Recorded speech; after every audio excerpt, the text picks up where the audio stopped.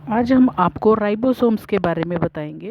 तो राइबोसोम्स जो हैं वो सबसे पहले एक साइंटिस्ट थे जॉर्ज पैलेड। उन्होंने 1953 में जब इलेक्ट्रॉन माइक्रोस्कोप की डिस्कवरी हो गई थी तो साइटोप्लाज्म के अंदर ग्रेन्यूल्स जैसे स्ट्रक्चर को ऑब्जर्व किया और उनको इन्होंने राइबोसोम्स का नाम दिया। ये जो राइबोसोम्स हैं ये किस किस चीज़ के बने होते हैं? आरएनए और प्लस प्रोटीन्स, इन दो चीज़ों से मिलके ये राइबोसोम्स बनते हैं। अच्छा, और इनके चारों तरफ अपनी कोई मेम्ब्रेन नहीं होती। यूकैरियोटिक राइबोसोम्स की बात करें, यूकैरियोटिक सेल के अंदर 80S राइबोसोम्स पाए जाते हैं जिनके अंदर दो सब यूनिट होती हैं, लार्ज और स्मॉल। ऐसे इस तरह से ये राइबोसोम्स का स्ट्रक्चर होता है। तो 80S राइबोसोम के अंदर 40 और 60 वाली यूनिट पाई जाती है। और अगर हम प्रोकैरियोटिक सेल्स की बात करें तो उसके अंदर 70S राइबोसोम्स पाए जाते हैं। उसके अंदर भी दो सब यूनिट होती हैं। वो कितने कितने की होती हैं? 50 और 30। ये दो सब यूनिट से मिलके बनता है। तो 50S या 70S या 80S, इसका मतलब क्या है? ये एस जो वर्ड है वो स्वेजबर्ग यूनिट कहलाती है, जो उसके सेडिमेंटेशन से रिलेटेड होती है, मतलब डेंसिटी और साइज इससे इनडायरेक्टली मेज़र होता है इसका। तो ये हो गया राइबोसोम्स के बारे में। राइबोसोम्स क्या करते हैं? प्रोटीन सिंथेसिस का काम करते हैं। तो ये फ्रीली भी पाए जाते हैं साइटोप्लाज्म के अंदर और एंडोप्लाज्मिक रेटिकुलम के साथ अटैच भी पाए जाते हैं। अगला स्ट्रक्चर आता है साइटोस्केलेटन। तो ये क्या चीज़ है? किसी भी सेल के अंदर साइटोप्लाज्म में बहुत सारे प्रोटीन के बने हुए स्ट्रक्चर पाए जाते हैं जो ट्यूब्यूल्स की फॉर्म में हो सकते हैं। तो इनका काम क्या है? किसी भी सेल को मैकेनिकल सपोर्ट प्रोवाइड करना या जो सेल की एक शेप है उसका मेंटेनेंस करना। तो ये दो काम ये साइटोस्केलेटन करता है।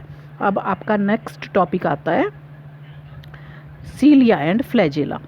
तो जो सीलिया या फ्लैजेला हैं वो हेयर लाइक आउटग्रोथ्स होती हैं जो सेल मेम्ब्रेन से बाहर निकली होती हैं। अगर सीलिया की बात करें तो सीलिया क्या होते हैं?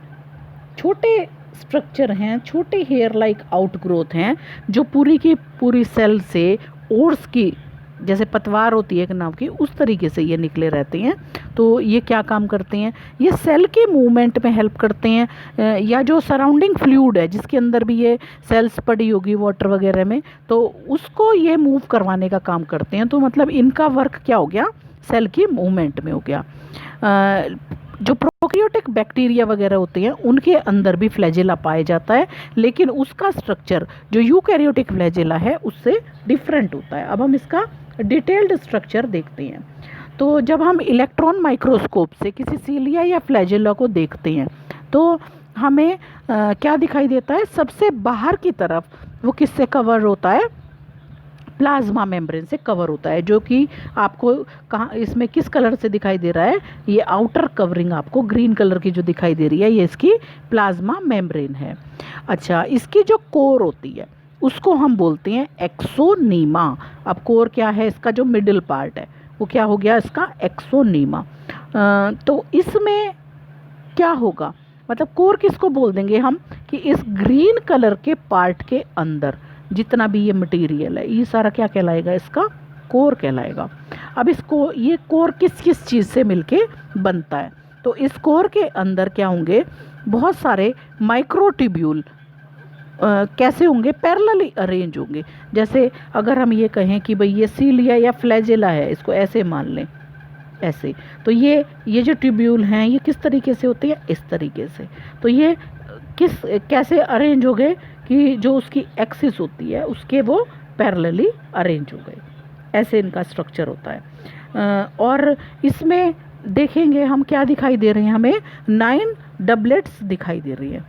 ठीक है, जो 9 डबलेट्स हैं वो कैसे अरेंज्ड हैं? ये चारों तरफ, 1 हो गया, 2 3 4 5 6 7 8 9। तो ये कितने हो गए? 9 हो गए। और डबलेट क्यों बोला? क्योंकि ये कैसे हैं?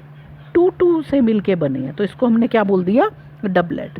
तो ये रेडियली अरेंज होते हैं और पेरिफ्री पर ये पाए जाते हैं। इसके अलावा सेंट्रल पार्ट में भी सेंट्रल पार्ट कौन सा है, ये वाला। तो इसके सेंट्रल पार्ट में भी क्या होते हैं, दो यानी कि पेयर में माइक्रोट्यूब्यूल प्रेजेंट होते हैं। तो इस तरह का जो अरेंजमेंट होगा, इसमें दो तो बीच में है और 9 जो हैं ये वाले हैं, 2 ये वाले हैं। तो इस तरह का अरेंजमेंट 9+2 अरेंजमेंट कहलाता है। अच्छा, अब ये जो सेंट्रल ट्यूब्यूल है, ये वाले, ये सेंट्रल ट्यूब्यूल जो है वो ब्रिजेस की हेल्प से आपस में किससे जुड़े हुए हैं, ये ब्रिज की हेल्प से जुड़े हुए हैं। दोनों ट्यूब्यूल कैसे जुड़े हुए हैं, सेंट्रल वाले दोनों ट्यूब्यूल एक ग्रीन कलर के ब्रिज जो हमें इसमें दिखाई दे रहा है, इससे जुड़े हुए हैं। और साथ साथ इसके चारों तरफ क्या पाई जाती है, ये रेड कलर की प्रोटीन के बनी हुई शीट पाई जाती है। और अब इस शीट की हेल्प से ये क्या कर रही है कि बाहर के जो पेरिफ्री वाले डबलेट्स हैं उन पर भी ये कनेक्ट हो रही हैं। ये इस तरह से कनेक्शंस आपको दिखाई दे रही हैं।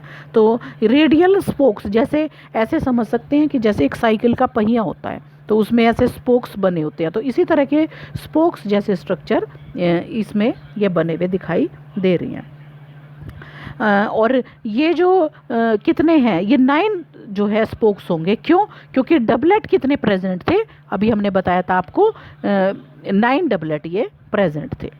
ठीक है, जो पेरिफेरल डबलेट्स हैं तो उनको आप देखो कि वो आपस में भी किस तरह से यहाँ पे ब्रिजेस से कनेक्ट हैं। ये आपस में भी कैसे हो रखे हैं, ध्यान से इस डायग्राम को देखो तो ये आपस में भी इंटरकनेक्टेड होते हैं। तो चाहे सीलिया हो या फ्लैजेला हो, वो किसी भी सेल के अंदर से, जैसे ये एक सेल है तो उसके अंदर से यहाँ पर कोई सेंट्रियोल जैसा स्ट्रक्चर प्रेजेंट होगा, उसी से ये इमर्ज होते हैं, सीलिया या फ्लैजेला।